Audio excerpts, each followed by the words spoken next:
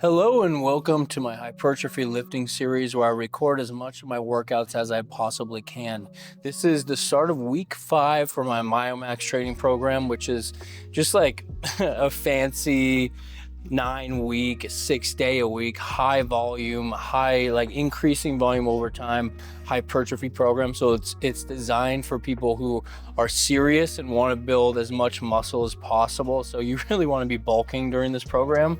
If you guys want it for yourselves or if you just want to support me, then it's $10 in the description down below. But honestly, you don't need the program whatsoever because I record everything that I do and I post it online for all of you to see. And additionally, if I don't get around to recording something, like I never really record abs, sometimes I record abs, but I never record calves. Then I tell you guys about it. I'll tell you guys like, hey, like I'm gonna do 3 or 6 sets of calves off camera, but this is what I'm doing. And if you want to follow along, then you can do it as well. This journey in this series is really to make both of us the best possible lifters that we possibly can. So I'm constantly learning along the way, but I'm also sharing my insights and my knowledge with you guys and sharing my experience. Anyway, let's get into it. This is week 5, day 1. So this is a upper body day. I'm starting with the Smith machine incline bench press. I'm sticking to the same weight today. We're doing 3 sets here and 225 pounds, so 2 plates on each side. Last week I got 7 and like a few partials at the end, so 7 to true failure, then a few partials. So I'm just gonna try and beat that. As long as I beat that, I'll be happy. You know, the worst thing is when instead of beating something, you actually go down. That's actually the worst thing. So hopefully that doesn't end up happening to me, but we'll see. You know, never say never, especially on like a super high volume program like this. Sometimes the volume gets to you. Let's get after it.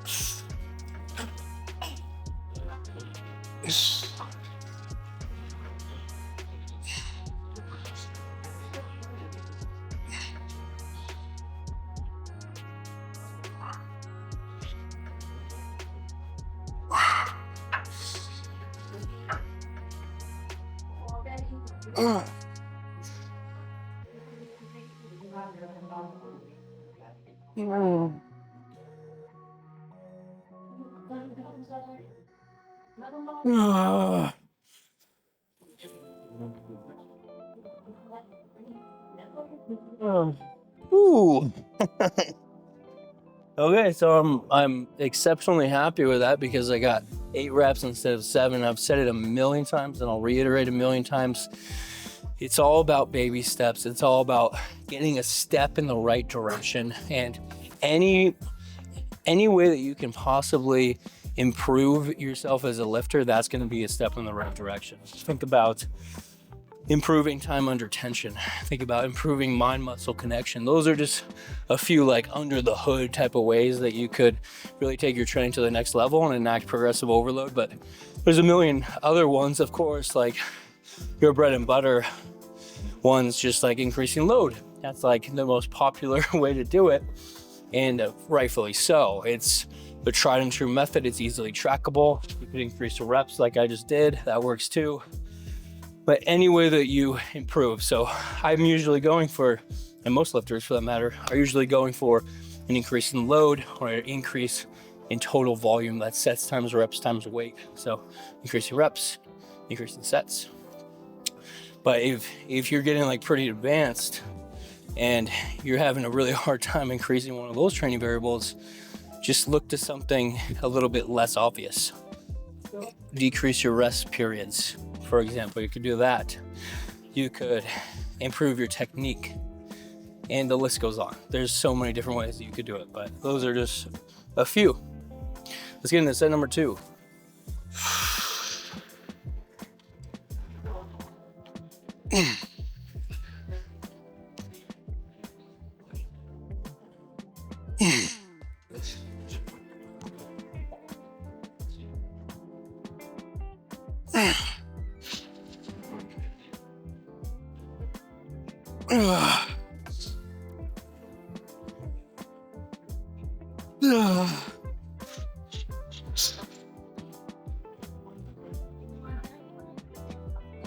Ooh, that was a tough one.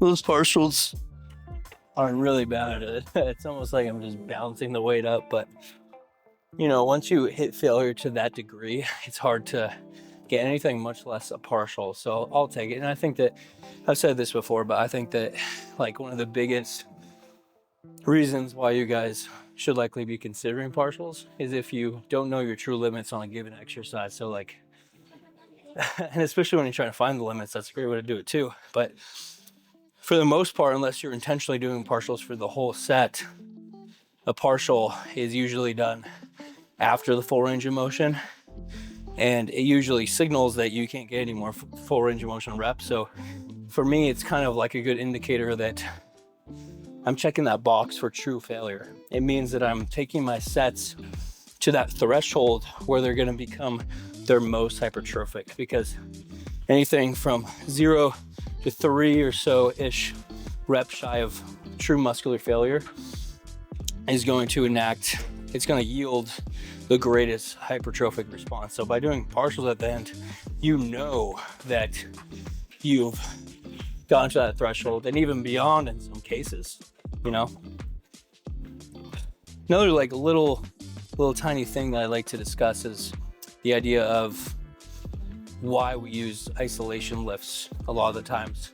Now, of course, like isolation lifts are just a great way to accrue extra volume for any given body part without causing too much of a fatigue response and eating into that overall recovery that you can muster.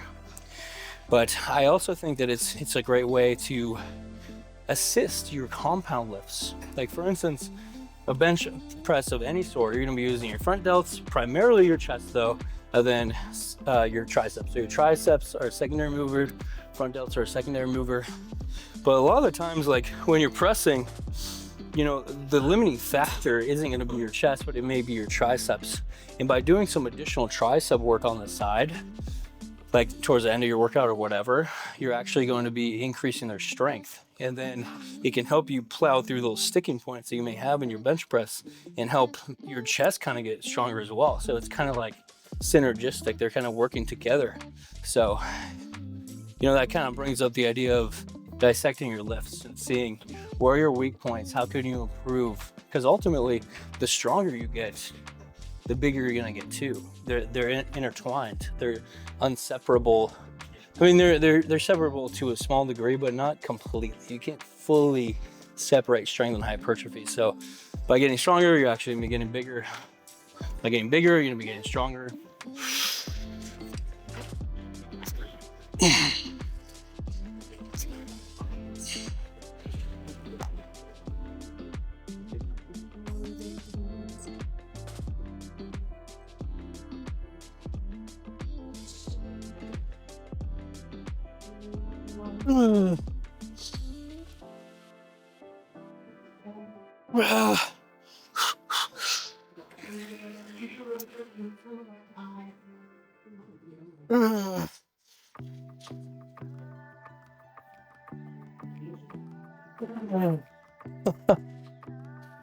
Holy heavens, that got really challenging. A little cue, or, you know, a little signal rather, that you'll find that your body naturally does when a bench press is too heavy is you'll start like using your hips. So you start bringing your hips up while you're pressing the weight up. And by removing your glutes from the bench, what's happening is by bringing your hips kind of like up over your chest, so to speak, then you're actually going to be more in a decline state.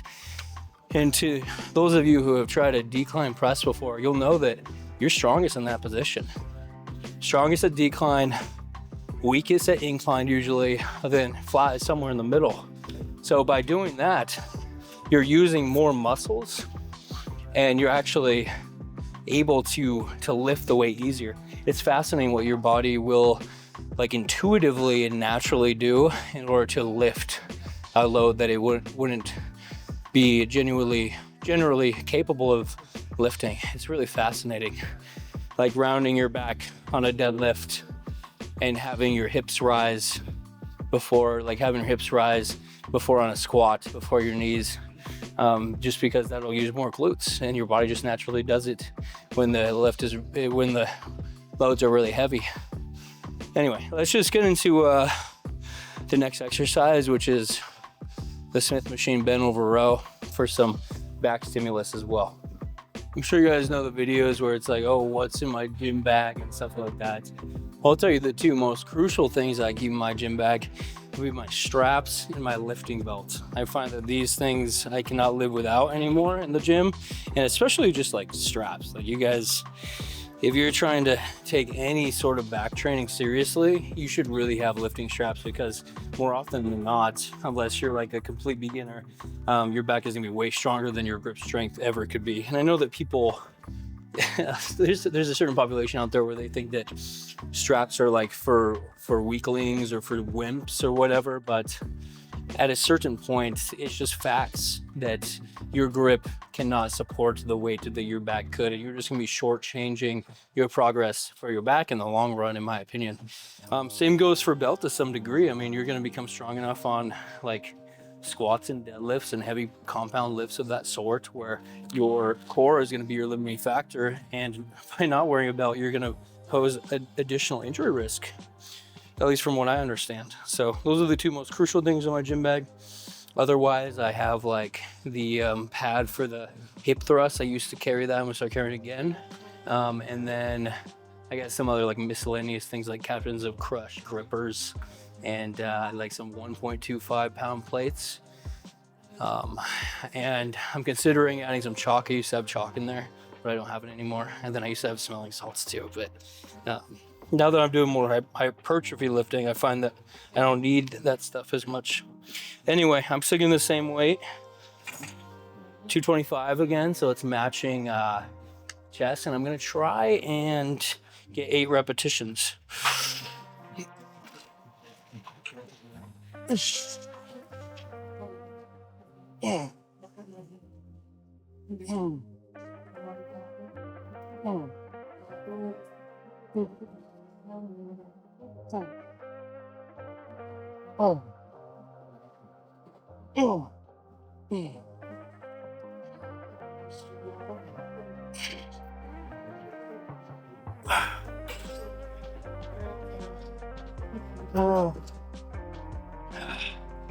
Okay, so I got 8, but in my opinion, a little bit sloppy. I mean, look, it was better than the last 2 weeks. I'll give myself credit there. And the reason why I say that is because if you guys have been following along in the past 2 weeks, like, I was definitely using a lot of leg drive, and a lot of the times the bar wouldn't even hit my belly. And you gotta at least be hitting your belly to get that full range of motion. Come on, guys. Or come on, myself, because I'm the one who just did it. But this time I feel like I used less leg drive. I kept my cervical spine upright. I mean, I was facing forward, which I think helps, because whenever your head's facing, the rest of your body's gonna follow. And additionally, I made sure that I got that full range of motion. So, I think that I'll take it, and I'm still gonna stick to this weight next time, I think, until I get like 8 reps with perfect form, or I hit 10 pretty comfortably, whichever comes first. It's just gonna be my own personal landmark. I feel like my my arms are a little bit too narrow. If you guys want to hear something kind of cool, it's that the more inward your arms are, the more lats you're going to be using, just because of how your elbow is positioned relative to your torso. Versus if you have your elbows further out, just by the natural line of pull, you're going to be getting more like mid-back and stuff. So if you want to hit lats, which are more of these like wing protruding muscles, closer is better for row. And then if you want to hit more mid-back, like rhomboids, mid-traps, upper traps, stuff like that, out here. And this is also, the further out your elbow goes like this, up here, to like 90, all the way up to 90, you're going to be hitting more rear delts and stuff. For me, I mean, I would prefer lats, but I kind of want like a medium grip. So not too close, not too far. So I'm just going to go like half an inch out from the knurlings.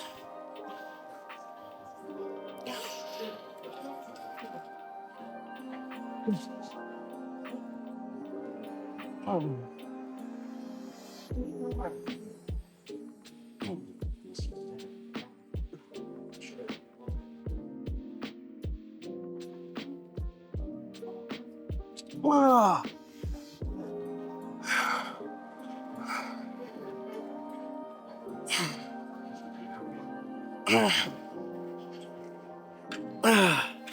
Ooh. I'm sure you've noticed by now, but I like to include shrugs at the top. And that's for no better reason than just the fact that I'm trying to save time and I would love to get some additional upper trap volume, because like I'm hitting my whole back to a very detailed and succinct, very detailed and expansive degree. I'm getting all the angles pretty much. I'm getting a couple vertical pulls, a couple horizontal pulls, even some like lat isolation stuff. I'm getting everything, but the only thing that's really lacking is like this very upper trap portion. Of course, you're getting it like statically by doing any sort of hold, like on RDLs. I'm getting it through just static contraction, isometrics, if you will. But you know, I think to build a muscle to its fullest extent, you want to be including the full range of motion in addition to like indirect work and static stuff. And you know, you want the whole spectrum, the whole gambit, if you will. So by including some shrugs here and there, it's a step in the right direction. It may not be like the full complete package. I think that if I were to really go after my trap training, then I'd probably add in like, you know, some dedicated shrugs, like I do, like just shrugs on their own instead of in a superset fashion, or I do dumbbell shrugs, and I would definitely up the frequency from like 2 half-ass supersets a week, exercises a week, and bring it up to like 4 exercises sprinkled in across 2 or 3 days for the whole week. I think that's how I would approach it. But right now, I'm really emphasizing the lat growth and just overall back development. But shrugs, their time will come. So I really like that kind of mid grip position. I actually felt stronger at it. Probably says something about my back strength.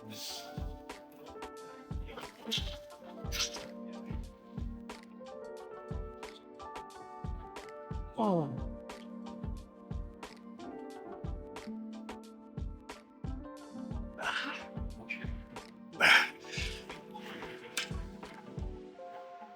Oh.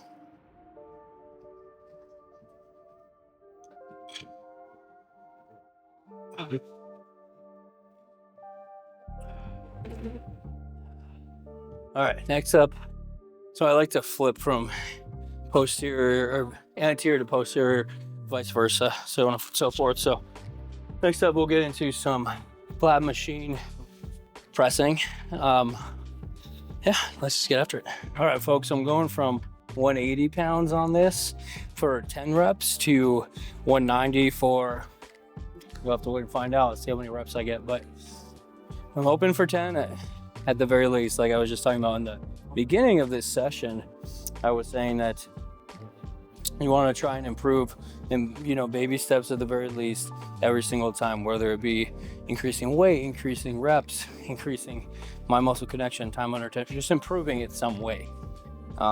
And so I'm increasing load again because I said that, you know, that's obviously the most obvious and most tried and true methods. So we're gonna go for that. Especially since I got 10 reps last time, like that's a good benchmark. And I remember I was with pretty good form. All right, let's get it.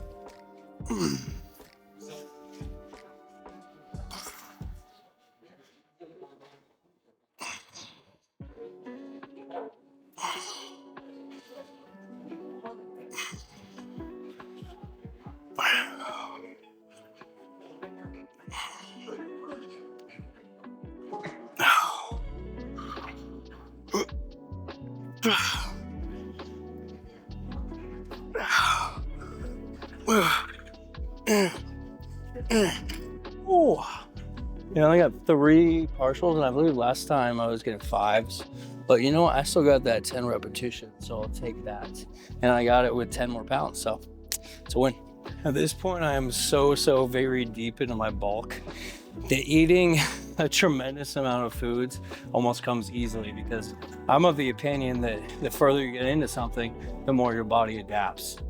Same goes for cutting. Same goes for just getting used to a certain training volume. Eventually your delayed onset muscle soreness is going to diminish by a lot. So, when I'm bulking up and I'm scarfing down all this food, my stomach is expanding and I'm getting more used to it. And then those hunger signals are coming in way more frequently. And now I'm not battling getting down as much food as I need, but keeping those cravings at bay and not taking down too much, because after all, you want to be in a slight surplus of like 100 to 300 calories or so, but you don't want to be in too big of a surplus, because the further surplus you get into, the more additional adipose or fat tissue you're going to be accumulating, and nobody wants to shortchange their bulk by adding too much weight. So, honestly, today I probably overdid it a bit. I didn't eat the best food in terms of health-wise, and usually the crappier and more processed the foods are, the higher calories they are, naturally, of course. So I'm pretty sure that I went way over, but I think that what I'm trying to remind myself, and that, it's probably a helpful reminder for a lot of you guys too, is the fact that just because you miss like one day or mess up on one day of your diet or whatever is not the end of the world, because your body doesn't work in terms of like, a lot of things in your body are based off of a 24-hour clock, but eating is not one of those. It takes time for your machine, so to speak, to like use its fuel and whatnot, so I more count it on a weekly basis instead of a daily. So I'm just trying to hit a certain amount of calories and not go too far over, too far under on a weekly basis. So if you mess up on one day, just try and course correct in the next day or two. All right, set numero tres.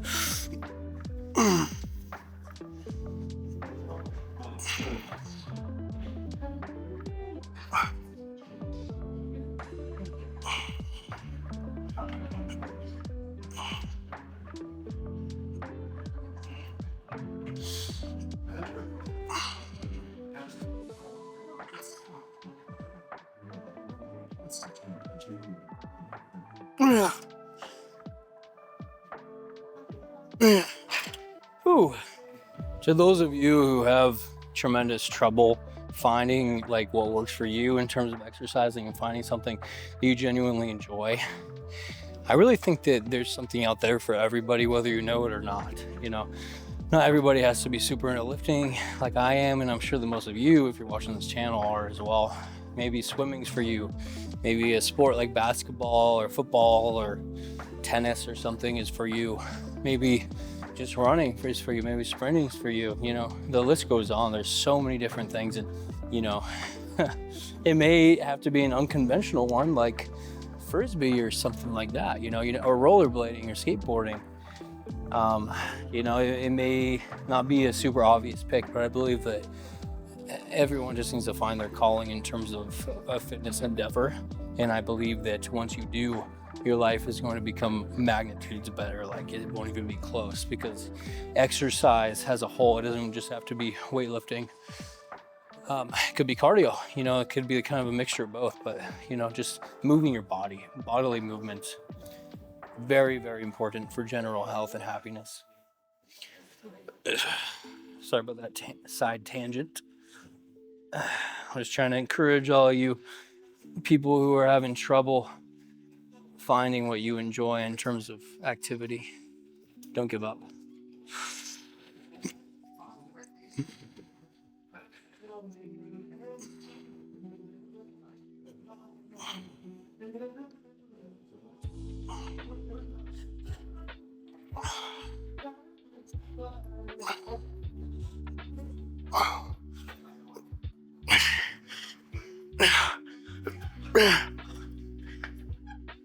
Ah, jeez. those reps towards the end kind of felt like partials alongside the actual partials that I intended to do at the end. And the reason why I say that is just because I didn't lock out my triceps all the way. So, you know, kind of a bummer, but not every set is going to be like the best thing that you can produce. Let's get into some back training. Okay, so this exercise is in fact one of those use cases where lifting straps really comes into handy, just because it's such a concentrated back movement, especially when you know, we're going for higher than normal repetitions where, you know, like it may be acceptable to do like a barbell row or like this lift with like under 5 repetitions because you can probably fight through it and stuff like that. But when I'm doing like 8 to 12 reps at like a pretty difficult load, I know that my grip is going to give out beforehand, so I'm wearing lifting straps. All right, I'm going up 5 pounds on this. When in doubt and you're feeling good, try for 5 pounds. It's from 160 to 165.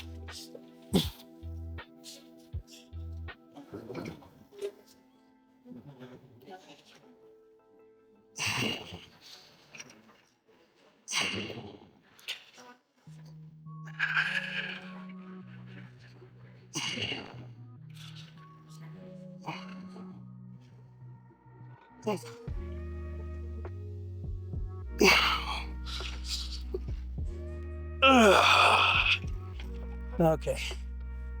This kind of harkens back to what I said about partials in the beginning of this session, where I said that I think the partials are really great because then you know that you've hit failure or you've hit that threshold for invoking the most hypertrophic gains that you possibly can. Same logic, same mindset, same idea with drop sets as well. Any sort of intensity technique for the most part that is taking you beyond your limits is going to be reinforcing the idea that you've hit failure.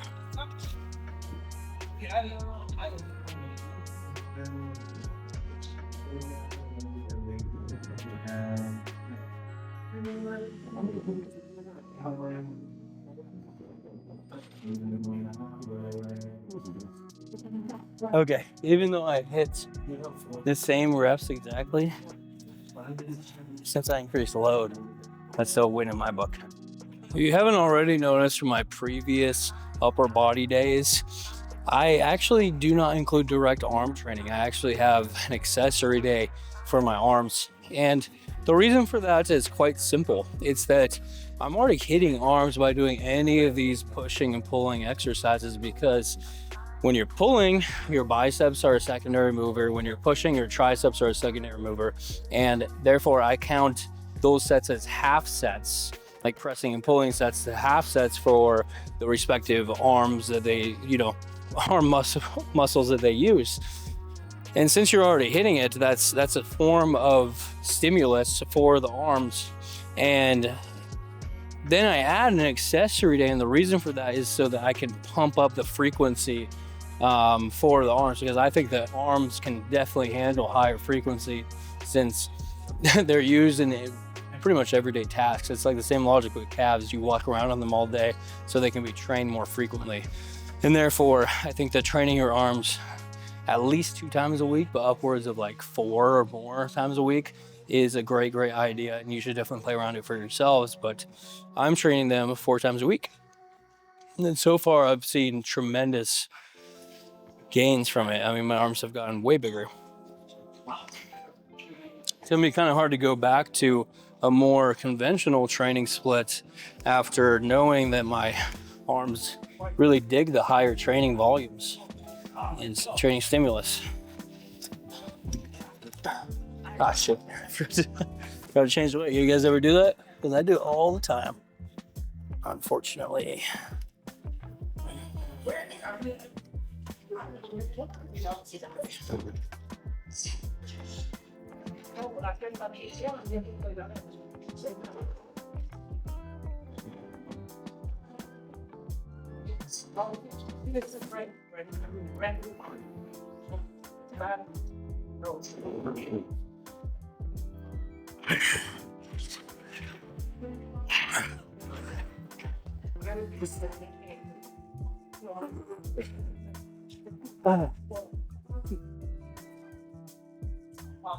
Honestly, the quicker you get into your drop set, the more difficult it's going to be, and thus the more effective it'll probably be.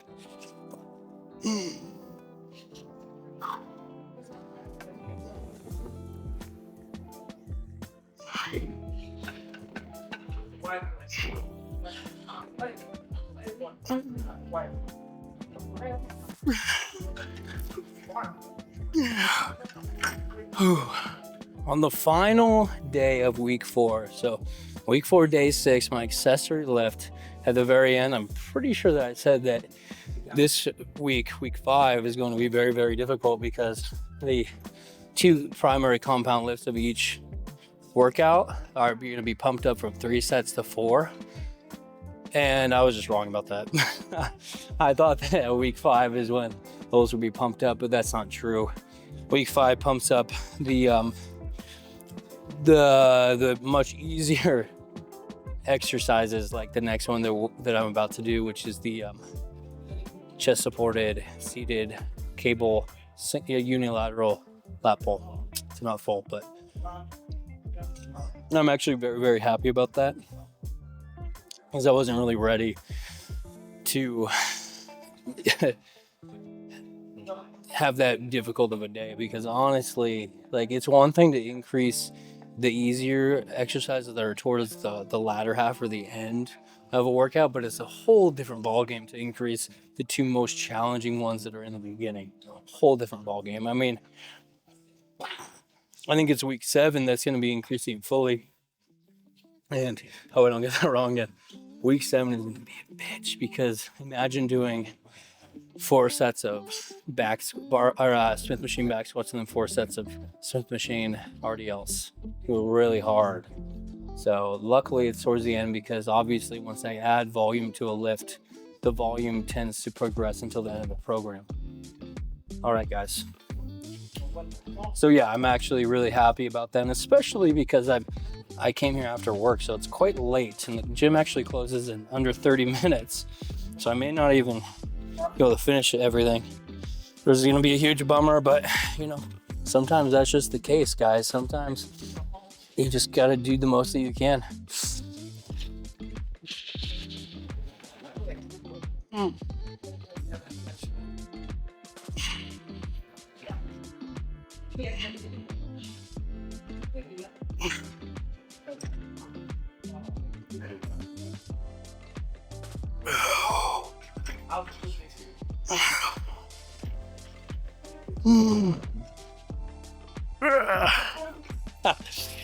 Oh, dang. It's definitely heavy, but it's heavy in a good way, thankfully.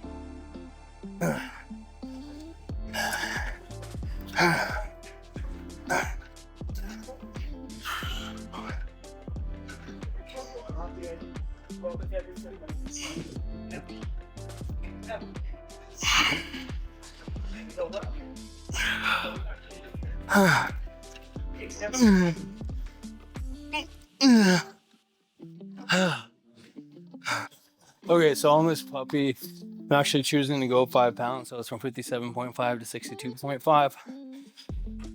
And the reason isn't because I feel like I'm ready, or because I'm feeling super strong today, or you know, any just like valid reason. It's just because I'm sick of being at the same weight.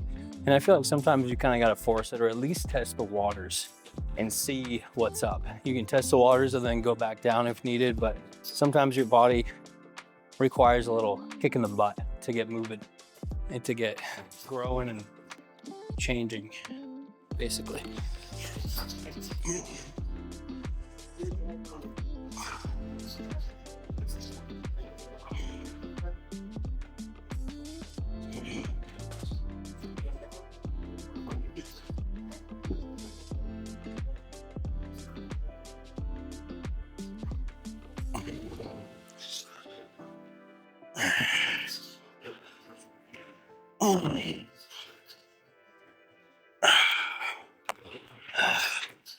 only got 10. I probably could have, you know, I programmed cheat reps in this, but man, my back is on fire. Honestly, I've low-key thought that I may be doing a little bit of overuse with my back because it's been kind of feeling a little tight and cranky. But it's not to the point where I'm super concerned. So I'm just gonna keep going, but oh man, it's really feeling tired and sore.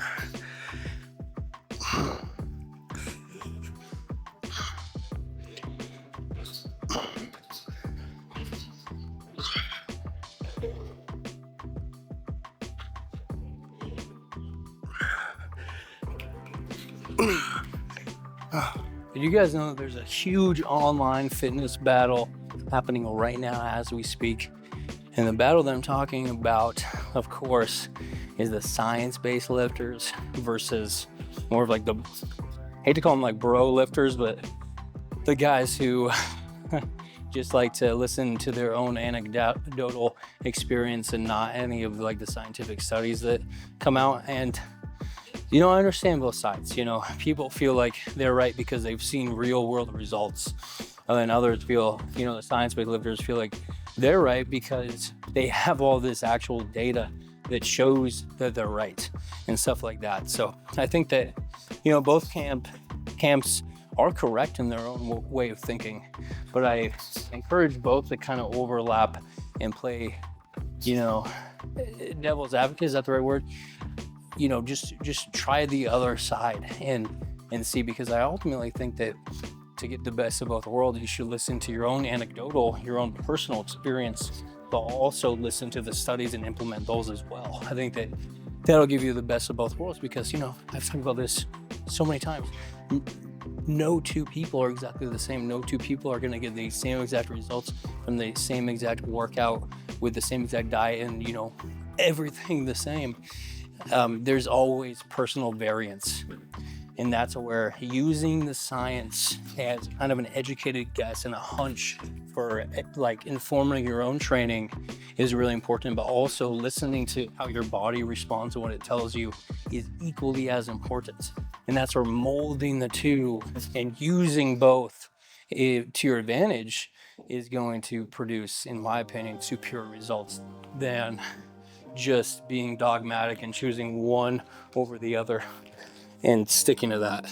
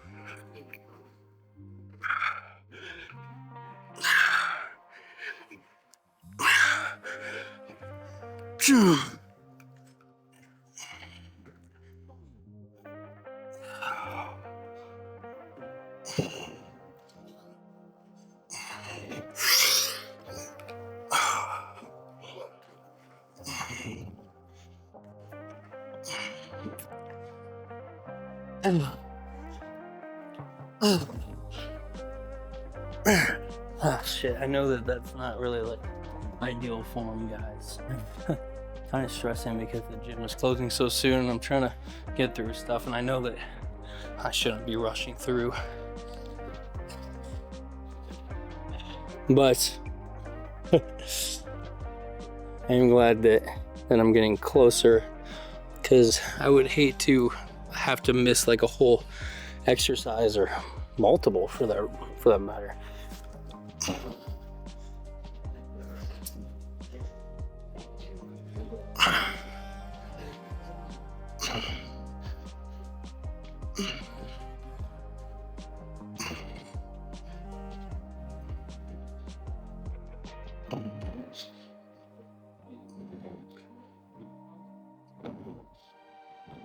Okay, guys, I have no doubt that this is going to be the last exercise that I get to. And that's lucky because this is the last superset or exercise that really matters, in my opinion.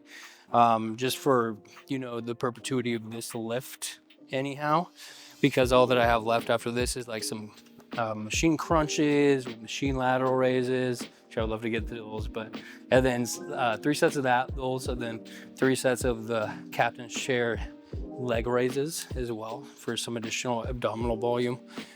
But this superset is going to be finishing off the upper body, and we're going to be doing some bilateral straight arm lat pull downs and then some unilateral chest flies just for a little bit of additional volume without overdoing it, at least try not to overdo it. All right, let's get into the first set here of 3.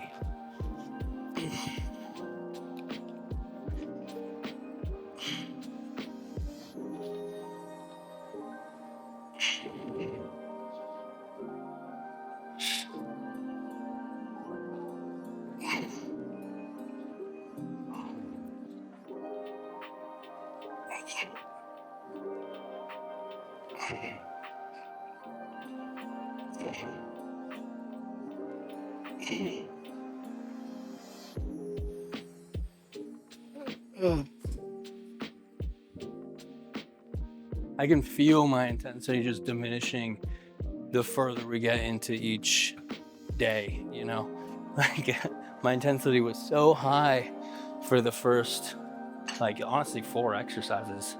I took every set to failure. And now the intensity that I'm able to muster to bring forth is only a fraction, which definitely means that I'm hitting my limit on the day, which is, good and bad.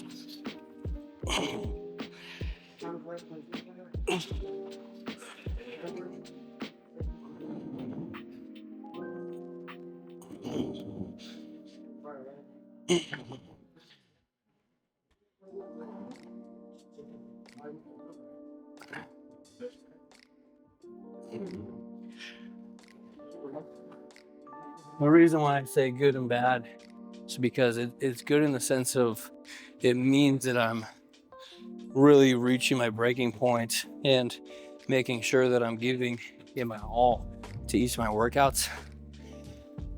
But it's bad because how much am I really getting out of these sets? I mean, I'm definitely getting something out of them because I'm still trying hard, but I'm not getting as much out of them as if I were fresher, like if I were to split this workout down the middle, have the first half in the morning, second half in the evening, I would definitely be getting way more out of this instead of cramming it all together. But I have a life, I have a job, I can't be going to the gym twice a day unless I were doing this for like my profession.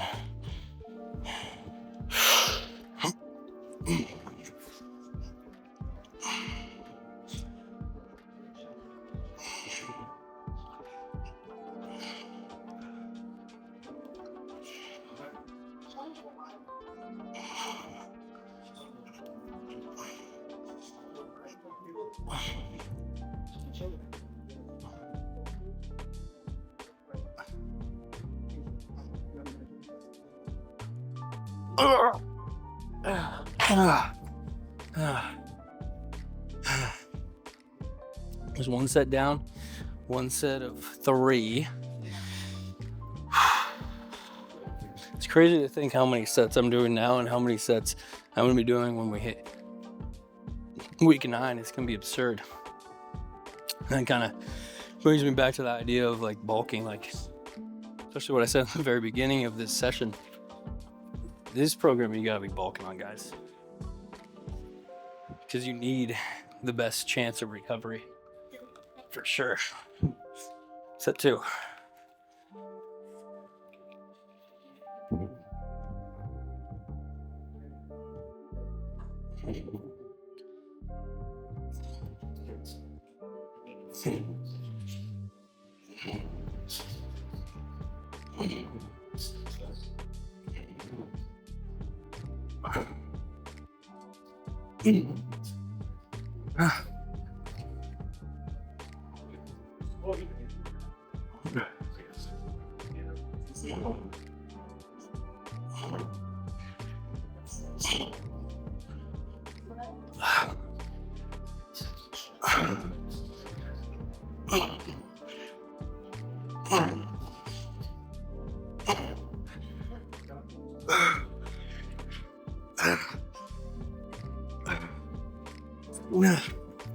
I can't feel that on my shoulder all day enough. I think that there's a lot of gains and benefit to be had when you combine different sort of lifts. You know, you want like an exercise that's super heavy to get that strength component. You want an exercise that really emphasizes a deep stretch to get that weighted stretch and that full range of motion component.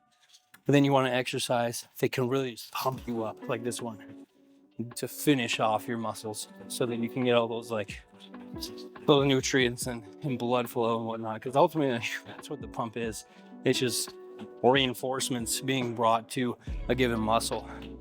That's what happens is there's a bunch of blood in it, and that's why it enlarges and whatnot. So I think that all those components are important, and the more often you can hit each, the better, probably.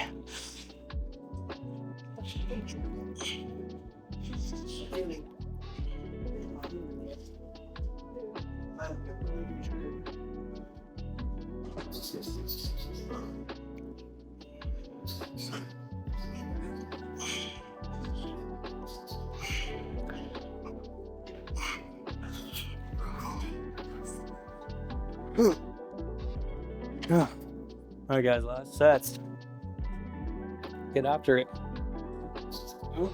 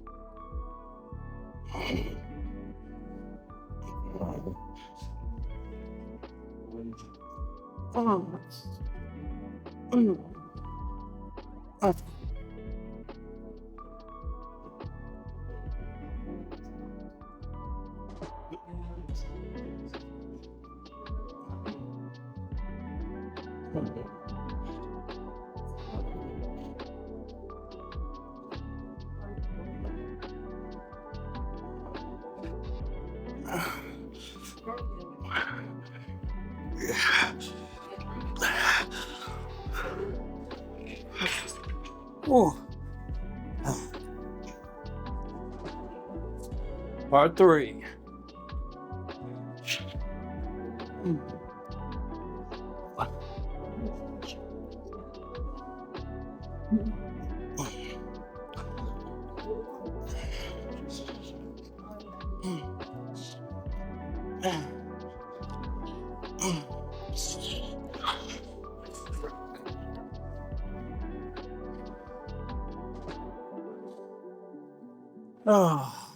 Oh, yeah, there it is. All right, guys, I ended up doing it. Of course, I still have those abs and stuff, but I don't have time to, unfortunately. But at least I got through the meat and potatoes, so to speak, of the lift. So anyway, thank you guys so much for watching. This is my conclusion for week 5, day 1. What is this? We're officially about halfway. Thank you guys so much for watching, and see you tomorrow for week 5, day 2, lower body day. Bye-bye.